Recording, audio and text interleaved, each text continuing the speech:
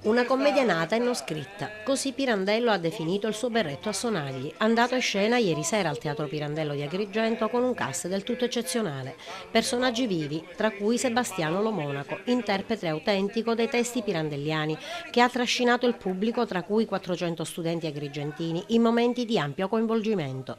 Un messaggio carpito dalla platea, che ha celebrato con intensi applausi la perfetta interpretazione di Ciampa. Io racconto un'esperienza. Il mio lavoro e i miei incontri con i ragazzi, con gli studenti sono la narrazione di una vita dedicata al teatro in generale, alla cultura, all'impegno da qualche anno a questa parte, un impegno anche nella società civile. Pirandello, ma tutti gli autori, tutto ciò che è cultura della legalità, dell'impegno civile, della cultura dello spettacolo, è importante che venga trasferito attraverso la nostra esperienza di uomini, ahimè, maturi. Cosa ha messo di suo nel berretto a sonagli? Ma guardi, io interpreto questo personaggio Ciampa da circa 20 anni, non da circa, esattamente da un po' più di 20 anni.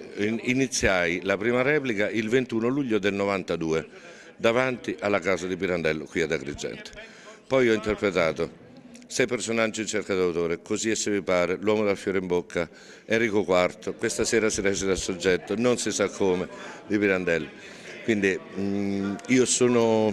dico che non sono io a scegliere i personaggi pirandelliani, ma è Pirandello che sceglie me per interpretarli, quindi siamo una cosa sola oramai. Come vede, con gli anni comincia anche ad assomigliargli un po', ci sarà una reincarnazione.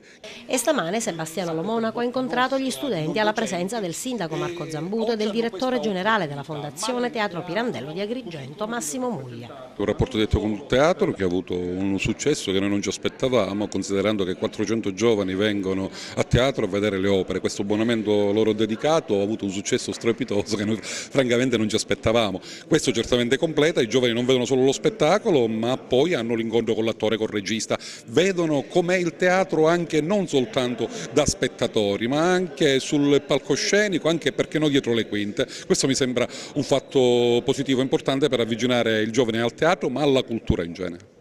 Il Politi ha siglato un protocollo d'intesa con la Fondazione proprio per coinvolgere gli studenti ai laboratori teatrali ed anche alla partecipazione diretta al teatro.